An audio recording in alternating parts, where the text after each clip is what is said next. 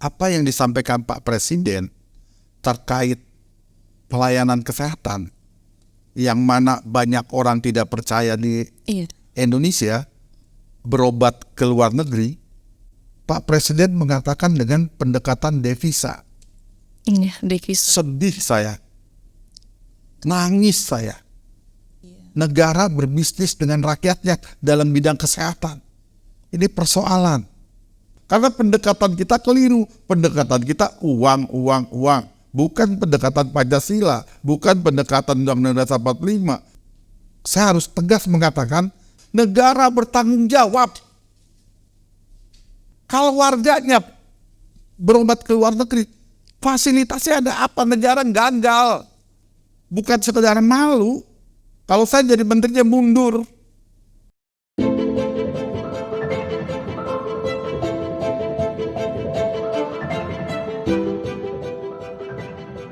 Assalamualaikum warahmatullahi wabarakatuh. Kembali lagi bersama saya Nuredila Fitri dalam program Serambi Adiwarman.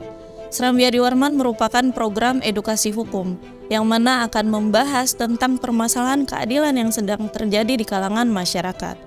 Program ofisial Serambi Adiwarman ini juga melakukan penelusuran hukum serta mengemasnya dalam bentuk karya jurnalistik bertujuan untuk memberikan pemahaman hukum berdasarkan peraturan perundang-undangan yang berlaku di Indonesia. Pada kesempatan kali ini, Serambi Adiwarman akan membahas tentang 165 triliun rupiah devisa raib, 2 juta pasien kabur, Kemenkes RI malu. Ada apa? Sebelumnya, mari kita saksikan tayangan berikut ini. Informasi yang saya terima, hampir 2 juta masyarakat kita itu masih pergi berobat ke luar negeri apabila sakit. Kurang lebih 1 juta ke Malaysia, kurang lebih 750.000 ke Singapura, dan sisanya ke Jepang, ke Amerika, ke Jerman, dan lain-lain. Mau kita terus-teruskan? 165 triliun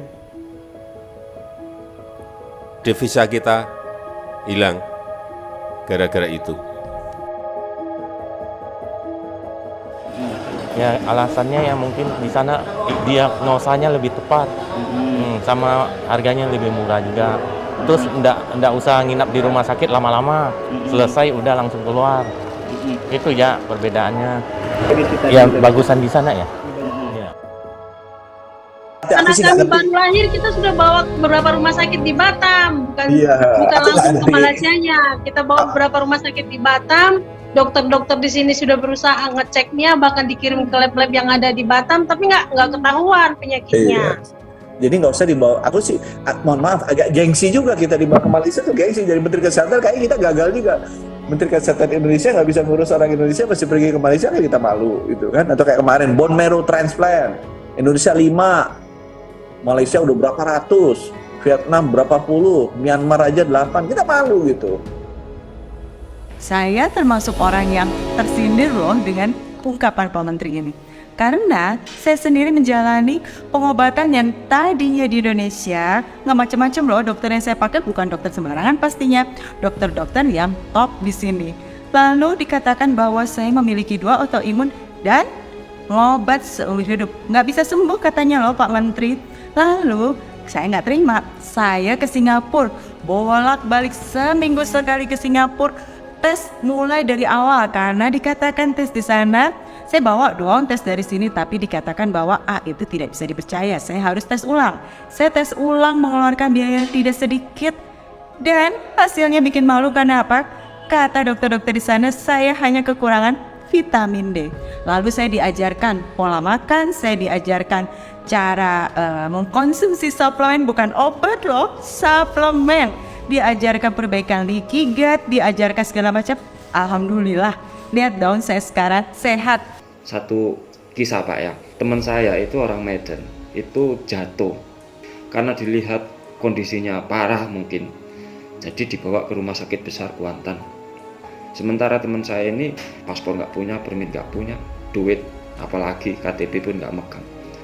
Begitu dia dibawa ke sana itu nggak sampai 200 ringgit mungkin seingat saya. Bahkan kalau dihitung untuk naik taksi aja lebih gitu, lebih dari biayanya. Jadi mereka itu manusiawi banget tanpa melihat siapa dia gitu. Janji manusia sakit ya disembuhin. Dokter-dokter di sini tuh kalau nangani orang sakit itu benar-benar tanpa dilihat duitnya dulu. Sembuhkan dulu, baru cerita duit, baru dokumen, baru administrasi. Kalau di Indonesia kan enggak, administrasi dulu, duitnya dulu baru dicek. Beda penanganannya. Jadi kalau Bapak malu ya wajar malu. Karena memang penanganannya di Bapak itu beda. 90 sama 10%. 90 untuk Malaysia.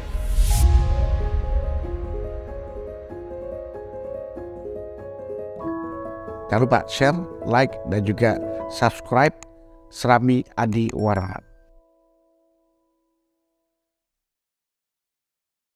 Baik, sahabat Serambi Adi Warman yang ada di rumah dan dimanapun berada saat ini, saya sudah bersama dengan Bapak Adi Warman. Mari kita sapa terlebih dahulu. Assalamualaikum Pak Adi. Waalaikumsalam warahmatullahi wabarakatuh. Bagaimana kabarnya Bapak? Alhamdulillah baik. Mbak Fitri gimana kabar? Alhamdulillah baik. Masih pasang Mbak? Alhamdulillah baik Bapak, insya Allah masih usah semangat terus. Baik Pak Adi, kita masuk ke topik ini Pak Adi. Tadi kita sudah bersama-sama menyaksikan video terkait dengan banyaknya masyarakat Indonesia yang menurut pernyataan Bapak Presiden kita Bapak Jokowi yang menyatakan sekitar 2 juta masyarakat Indonesia lebih memilih berobat ke luar negeri daripada berobat ke negaranya sendiri. Menurut Pak Adi nih terkait dengan video tersebut bagaimana Pak? Mohon maaf Mbak Fitri ya. Saya karena ini program edukasi hukum, saya harus tegas mengatakan ini dari kacamata hukum. Yang pertama, apa yang disampaikan Pak Presiden terkait pelayanan kesehatan yang mana banyak orang tidak percaya di Indonesia berobat ke luar negeri, Pak Presiden mengatakan dengan pendekatan devisa. Iya, devisa. Sedih saya, nangis saya. Kok bicara dengan rakyat tentang kesehatan itu bicara disapot-potkan dengan devisa ya Pak ya? Bicara tentang bisnis. Negara berbisnis dengan rakyatnya dalam bidang kesehatan. Ini persoalan. Saya harus tegas mengatakan di dalam Undang-Undang Dasar 45 pasal 34 itu sudah sangat tegas mengatakan negara bertanggung jawab. Tegas itu. Negara bertanggung jawab atas penyediaan fasilitas pelayanan kesehatan dan fasilitas pelayanan umum yang layak. Kalau warganya berobat ke luar negeri, fasilitasnya ada apa? Negara gagal. Jangan berbisnis dengan rakyat soal kesehatan. Ini luar biasa. Karena kesehatan adalah pelayanan kesehatan itu hak dari warga negara. Sebagaimana diatur dalam pasal 28H Undang-Undang Dasar 45. Setiap orang berhak hidup sejahtera. Dia mendapat pelayanan kesehatan. Nah ini kalau saya lihat dari video tadi, kita gagal. Bukan sekedar malu. Kalau saya jadi menterinya mundur. Alokasi dana banyak di Kementerian Kesehatan, tapi rakyatnya nggak percaya, lebih percaya keluar. Apalagi tadi ada pemaparan dari anaknya mantan wakil presiden. Dianalisa A, B, C, D penyakit macam ternyata cuma kurang vitamin. Baik menterinya, wakil menterinya, ya itu mundur. Bahkan lebih ekstrim saya, seluruh organisasi kesehatan, profesi kesehatan mundur. Berarti ada yang gak beres di sini. Bukan sekedar pelayanannya, mungkin dari pendidikan. Ini harus direformasi total dunia kesehatan, pelayanan kesehatan di Republik Indonesia. Berarti seharusnya Bapak Presiden tidak harus membahas terkait dengan bisnis, devisa, kerugian negara atau apapun itu ya Pak. Mungkin kesalahannya memang dari tenaga kesehatan kita sendiri. Bukan, negara wajib hadir, bukan sebenarnya wajib, bertanggung jawab. Siapa yang bertanggung jawab tertinggi? Presiden. Sebelum ke presiden ya menterinya dulu. Bukan malu dan digengsi. Iya. Pak, ya. Seperti yang Bapak paparkan tadi kan dari beberapa masyarakat Indonesia yang diwawancara berdasarkan video tadi, ternyata mereka tidak serta-merta itu langsung berobat ke luar negeri, Pak. Bahkan mereka kan ada yang berobat dulu di salah satu rumah sakit yang ada di Indonesia gitu. Namun menurut tanggapan mereka adanya tindakan atau diagnosa-diagnosa yang kurang jelas dari beberapa para tenaga medis yang ada di Indonesia membuat mereka lebih memilih untuk berobat ke luar negeri. Menurut Pak Adi sendiri nih, sebenarnya apa sih Pak yang menyebabkan hal itu terjadi? Kesalahannya itu ada di mana, Pak? Apakah seperti yang Bapak paparkan tadi, salah satu faktornya itu apakah karena kurangnya pemahaman terhadap ilmu kesehatan yang dipelajari oleh para tenaga medis di Indonesia, atau apakah kurangnya fasilitas dan kenyamanan yang diberikan, atau apa bisa jadi karena biaya kesehatan di Indonesia ini terlalu mahal, Pak? Kayaknya semuanya ya. Semuanya. Kita lihat coba dalam Undang-Undang Tenaga Kesehatan. Di situ mengatur ya apa yang dimaksud dengan tenaga kesehatan. Terus ada lagi pasal 1 angka 3-nya, dia juga mengatur tentang fasilitas pelayanan kesehatan. Di angka 12-nya itu tentang standar profesional. Berarti masuk semuanya nih, Pak ya. Jadi itu nggak bisa lagi saya ngomong banyak, karena saya juga pernah ngalami. Saya waktu itu operasi di salah satu rumah sakit mata di Jakarta. Saya konsultasi ke dokter spesialis mata, di awal minta diperiksa, awal masuk itu pendaftaran, periksa pakai alat ini, alat ini, baru ketemu dokternya. Minggu berikutnya datang lagi, tetap standar itu, periksa alat ini, baru ke dokternya. Selalu begitu.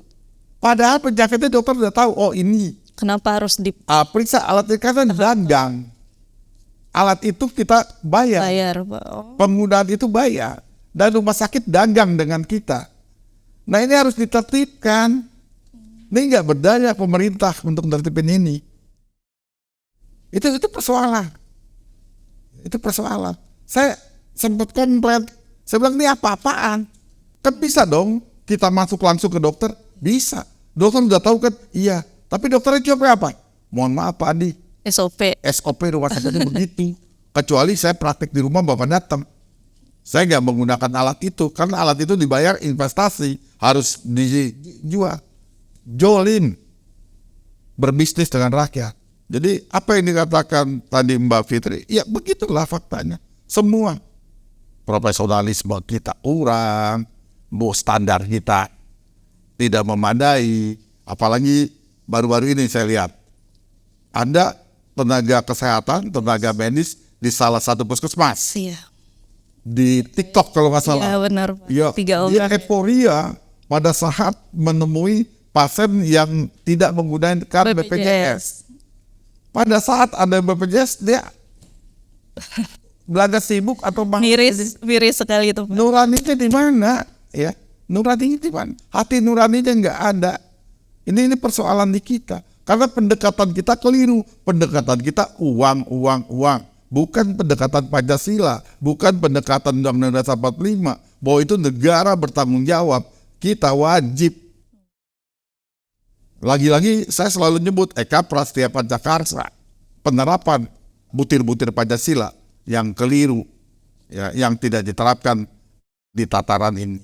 Mohon maaf saya agak emosi karena memang ini luar biasa. Saya juga mendengarnya cukup emosi sih Pak, miris memang. Lantas Pak, kalau faktanya memang seperti itu Pak, untuk kedepannya apa yang harus diperbaiki Pak? Jadi agar dapat meningkatkan kembali rasa kepercayaan masyarakat Indonesia terhadap mutu dan kualitas pelayanan kesehatan yang ada di Indonesia Pak. Reformasi total terhadap Kementerian Kesehatan. Robah mindsetnya. Peraturan perundang-undangan udah banyak yang mengatur sedemikian rupa. Mulai pendidikan kedokterannya juga diperbaiki. Anggota DPR saya dengar itu sering marah-marah. Bagus sekali Ibu Ripka Ciptaning tuh dari PDIP. Sampai ngotot sengotot-ngototnya. Tapi tetap begini. Karena pendekatan kita keliru. Pendekatan kita adalah uang. Kalau pendekatan uang, bisnis. Tapi kalau merasa, oh ini tanggung jawab saya, lakukan tanggung jawab sebaik-baiknya. Laksanakan tanggung jawab itu. Jadi ke depannya itu seperti saya katakan reformasi total di jajaran kesehatan Republik Indonesia. Mundur menterinya, wakil menterinya, kalau perlu para dirjennya, terus evaluasi semua keberadaan, kurikulum kesehatan, pendidikannya, dan tidak kalah pentingnya kesejahteraannya juga. Ya kalau kesejahteraannya jelek juga susah.